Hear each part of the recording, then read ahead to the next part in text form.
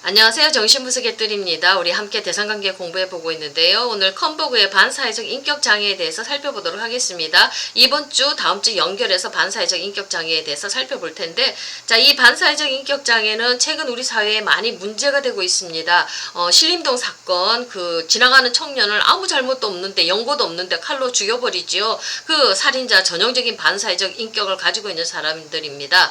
그리고 또 우리 최근에 재밌게 본 영화가 있는데, TV 드라마지요. 송혜교 씨가 나왔던 그 영화 보면 학폭 문제를 다루고 있었지요. 거기서 학폭을 저지른 가해자들 전형적인 반사회적 특징을 가지고 있습니다. 자기들이 잘못을 저질러 놓고 거기 잘못에 대한 반성도 없고 죄책감도 없고 그리고 그걸 즐기기까지 하지요. 아주 우리 그걸 보고 굉장히 많이 충격을 받았는데 거기 나오는 그 5명의 가해자들도 보면 다 반사회적 인격 장애를 가지고 있는 사람들입니다. 그 부분에 대해서 우리가 한번 살펴보도록 하겠습니다. 자, 반사회적 인격 장애를 지닌 사람들은요, 이렇게 살펴보니까 대부분 자기애적 인격 장애의 전형적인 특징들을 보이고 있습니다. 그러니까 자기애적 인격 장애가 어떤 특징이 있냐면 자기가 최고인 줄 알죠. 자기만 알아요. 그래가지고 다른 사람을 배려하고 고려하지를 못합니다. 자기만 최고인 줄 알고 자기가 최고가 되려고 하는 사람들이고 찬양을 받으려는 사람들이지요. 그리고 아주 다른 사람들은 그냥 물화시키면서 굉장히 냉담한 사람들입니다. 그런 특징들을 이 사람들 가지고 있고요. 그 다음에 또 자세히 살펴보니까 이 사람들은 내재화된 도덕 체계가 아주 약합니다. 초자 기능이 약하다는 얘기거든요. 우리 모두가 다 초자를 가지고 있고 도덕을 가지고 있기 때문에 선악을 구별하면서 살지요. 근데 이런 기능들, 양심의 기능들이 굉장히 약합니다. 또 다른 특징 하나는 뭐냐면 내재화된 대상관계가 굉장히 나쁩니다. 우리 모두가 다 내재화된 대상관계 가지고 있지요. 어렸을 때 엄마, 아빠 경험하지요. 좋은 부모를 경험한 좋음에 대한 대상관계, 그 다음에 나쁜 부모, 내 리비도적인 욕구를 채워주지 못한 그 나쁜 부모를 경험한 그 나쁨에 대한 요소 우리 모두가 다 가지고 있습니다. 적절히 균형을 이루면서 통합된 채로 우리가 인격을 가지고 있는데, 자, 이 사람들은 이 내재화된 대상관계가 굉장히 병리적입니다. 나쁨이 특별히 강하게 자리 잡고 있다는 겁니다. 그러니까 어떻습니까? 공격성, 분노가 아주 크겠지요. 이런 내재화된 인격 요소들을 가지고 있다는 것을 우리가 알 수가 있었습니다.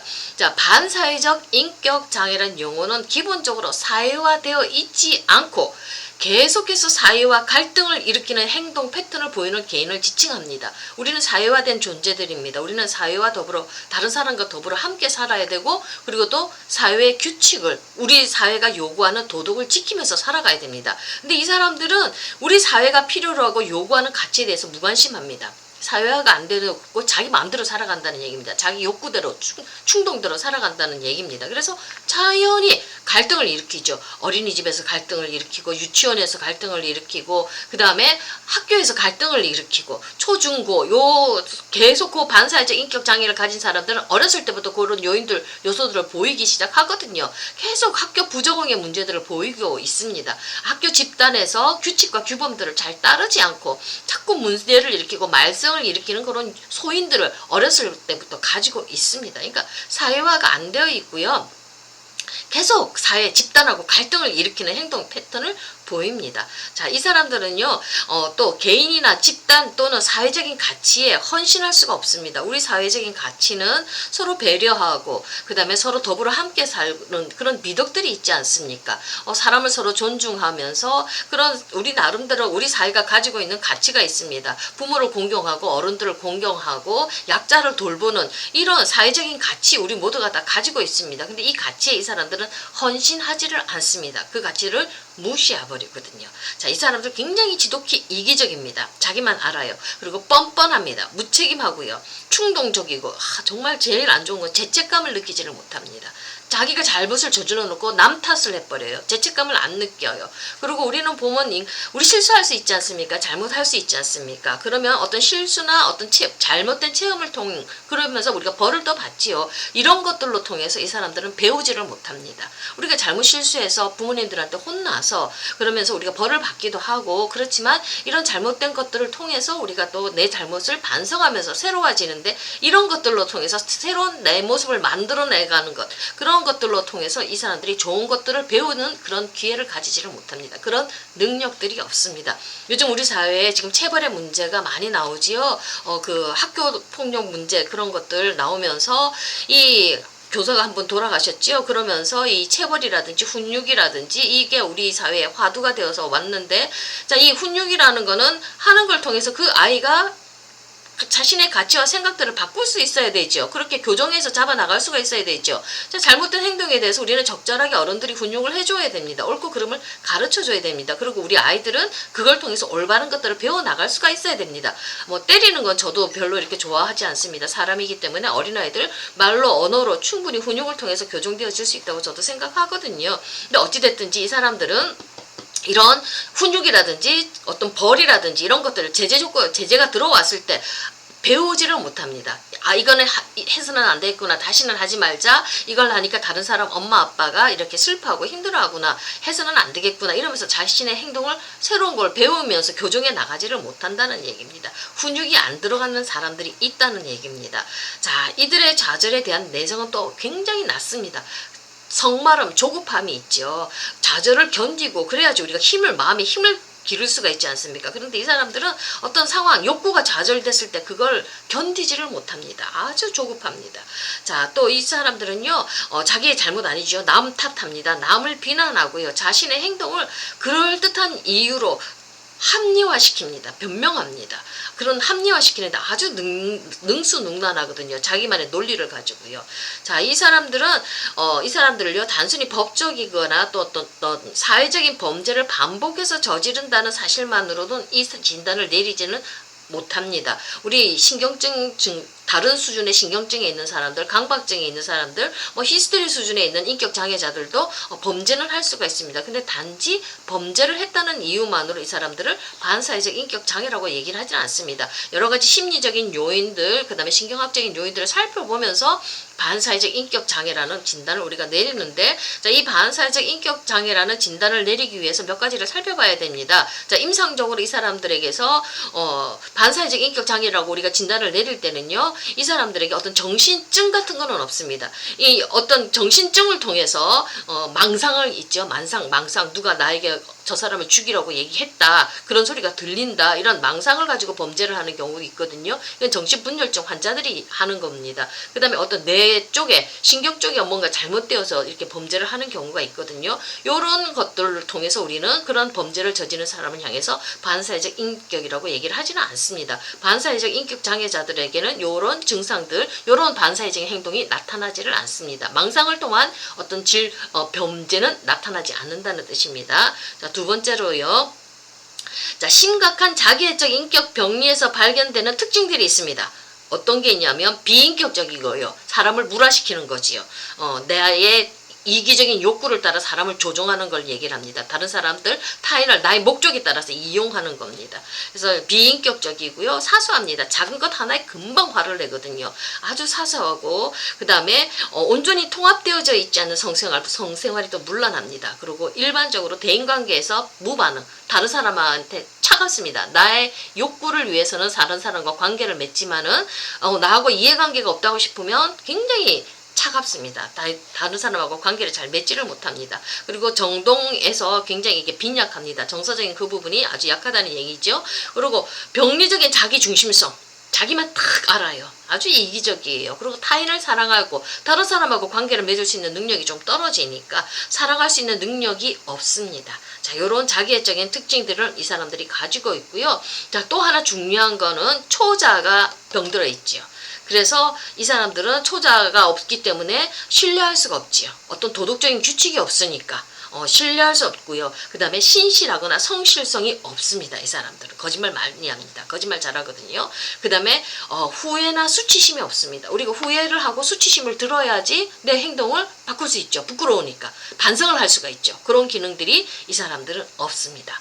그 다음에 판단력이 부족하고요. 경험에서 배우지 못합니다. 아까 얘기했죠. 어떤 훈육이 들어와도 잘못된 걸 들어와서 벌을 받아도 거기서 행동을 교정해 나가지 않고 잘못했구나, 이제는 다시는 하지 말아야겠다, 좋은 행동을 해야겠다, 이런 잘못된 실수로부터 뭔가를 배울 수 있는 그런 경험에서 배우는 능력들이 이 사람들이 굉장히 부족합니다. 그리고 어떤 인생 계획도 자기가 거창하게 세웠지만 그걸 실행할 수 있는 것, 그런 능력은 또 없습니다.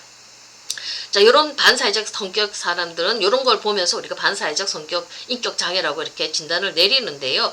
자, 여기서 중요한 거 하나는 옛날에 프로이드는 범죄에 대해서 왜 사람들이 범죄를 일으키는가 거기에 대해서 잠깐 언급하고 넘어갔거든요. 프로이드가 뭐냐고 그랬냐, 무의식적 죄책감이라는 얘기를 한 적이 있습니다. 그러니까 우리 안에 어떤 무의식적인 죄책감이 있어서 이걸 통해서 내가 범죄를 한다고, 그러니까 무의식적 죄책감이 있으니까 그거를 갚기 위해서 내 행동 속에서 내가 처벌받기 위해서 범죄, 나쁜 행동을 해서 그 엄마나 아빠로부터 내가 이제 처벌을 받잖아요. 그렇게 되면서 내 이 무의식적 죄책감을 내 스스로가 처벌받음으로써 이걸 해소를 하는 그런 무의식적인 역동이 있거든요. 그래서 말짓하고 아이들 그냥 별난 짓 해서 엄마 아빠들한테 계속 이렇게 혼나는 일들만 만들어내는 아이들이 있죠. 이 무의식적 죄책감을 함으로써 부모로부터 혼남으로써 내가 내 무의식 안에 있는 이런 죄책감을 처벌하는 그 기제고 역동이거든요. 요것 때문에 사람들이 범죄를 일으킨다고 이렇게 얘기를 했는데, 자, 요때 컴버그는 요걸 좀 다르게 봅니다. 반사회적인 행동을 그런 역동 때문에 무의식적 죄책감이라는 그런 반동 형성으로 이렇게 만들어지는 게 아니라 초자 발달의 결여로 이게 만들어진다고 이렇게 얘기를 합니다. 구조적인 문제로 보는 거지요. 초자가 없고 빈약하기 때문에, 병리적으로 만들어졌기 때문에 이 사람들이 반사회적 행동을 하는 인격 장애자가 된다고 이렇게 얘기를 하고 있습니다. 자, 반사회적 행동 발달에 또 영향을 주는 요인을 한번 살펴보면요, 생물학적 요인이 있습니다. 신경학적인 손상이죠. 그것 때문에 반사회적 행동이 또 이렇게 행동을 하기도 하고 그런 인격을 만들어 나가기도 합니다. 어떤 기질적인 문제가 있다는 얘기죠. 그리고 심리학적인 문제, 그 다음에 사회학적인 요인들, 우리 사회가 그렇게 만들어내는 요인들이 있다는 겁니다. 이런 것들이 다 합쳐져서 반사회적 성격, 인격을 만드는데 영향을 준다고 얘기를 하고 있습니다. 요즘 특히 중요한 게 바로 이 사회학적인 요인들이죠. 심리학적인 요인은 가정에서 초기에 엄마하고 아빠하고의 관계 속에서 이 아이가 뭔가 병리적인 것들이 구조적으로 만들어져서 이렇게 된다고 얘기를 하는데, 자, 이렇게 자란 아이들이 후기 이제 그 사춘기 되든지 후기로 넘어오면서 이제 사회에 적응할 때 이 사회가 그 아이들과 어떤 관계를 맺느냐에 따라서, 이 사회 전체 분위기가 어떻느냐에 따라서 이 아이들의 그 성격들이 더욱더 강화되어지고 이 반사회적 인격 장애를 갖게 된다고 이렇게 얘기를 하고 있습니다. 자, 이런 것들 청소년 범죄하고 연결된 거지요. 청소년 범죄 증가가 이렇게 사회 변화와 관련이 되어 있는데, 자, 청소년 범죄는 또래 그룹의 영향도 있고요. 사회 통제 및 사회 학습, 어떤 극단적인 형태의 반사적 행동에 영향을 미치는 생물학적인 요인들과 상황적 요인들이 같은 다양한 요인들이 작동해서 이렇게 청소년 범죄를 만들어낸다고 얘기를 하는데, 자, 이 청소년 범죄를 통해서 이제 반사적 인격 장애들이 아주 뚜렷하게 드러나지요. 그러니까 청소년기에 이 아이들이 조금 또래 문제들 속에서, 또래 관계 속에서 이런 아이들끼리 뭉치지요. 뭉쳐서 이렇게 조금 나쁜 짓을 할 때 우리 사회가 튼튼한 도덕과 윤리가 체계가 가득, 초자 체계가 우리 사회가 잘 잡혀져 있다고 하면은 이런 아이들 그렇게 심각하게 들어가지는 않지만, 요즘같이 이렇게 범죄가 횡행하는 이 사회 문화 속에서는 이 아이들이 쉽게 영향을 받지요. 마약 같은 것들도 저희들이 자랄 때는 전혀 그런 것들에 우리하고는 전혀 상관없는 것이었거든요. 우리 청소년들 문화 속에서, 우리 문화 속에서 그런 것들이 들어오지를 않았었거든요. 근데 요즘 사회에서는 너무 마약이 우리 근처에 가까워 있지 않습니까? 쉽게 접촉할 수가 있거든요. 이런 사회적인 분위기, 문화가 아이들에게 범죄로 들어갈 수 있도록, 이런 도덕을 가치를 마련해야 되는 이 아이들한테서 이런 악의 영향, 사회적인 영향을 쉽게 받을 수 있도록, 그래서 이런 인격 형성을, 잘못된 인격 형성을 만들어내는데 우리 사회가 한편으로 또 기여한다는 겁니다. 너무 범죄들이 지금 너무 많이 일어나고 있고 우리 초자 기준들이 너무 약해졌죠. 최근 문제가 되고 있는 이 훈육의 문제, 우리 아이들 그 학교 교권들이 무너지면서 이 제대로 아이들을 가르치고 길러내야 되는 이 교권들이 무너지고 이 초자 기능들이 무너짐으로 인해서 우리 아이들이 자기 멋대로 하지요. 뭐 소수의 아이들이긴 하지만 모든 아이들이 그렇다는 건 아니죠. 우리 소수의 아이들, 이런 아이들을 잘못된 길을 걸어가는 아이들을 잡아줄 수 있는 기능들이 사회적으로 너무 약화되어져 있죠. 그 가장 최근에 그 가장 뚜렷한 예가 바로 교권이 무너지는 것이지 않습니까? 이런 사회의 기능들이 제대로 자리 잡고 제대로 나가지 못할 때 이런 반사회적 인격 장애, 사회화되는 이런 기능들이 못할 때 반사회적 인격장애 아이들이 조금 더 많이 나올 수 있다고 이렇게 얘기를 하고 있습니다. 그러니까 반사회적 인격장애가 나오는 데는 개인의 문제도 있고요. 기질적인 문제도 있고요. 심리적인 문제, 가정에서 여러 가지 심리적인 문제가 만들어지지 않습니까? 이런 것뿐만 아니라 그 사회가 또 이런 사람들을 길러낸다고 이렇게 얘기를 하고 있습니다. 오늘은 여기까지 하고요. 다음 주는 또 다른 부분에 대해서 살펴보도록 하겠습니다. 감사합니다.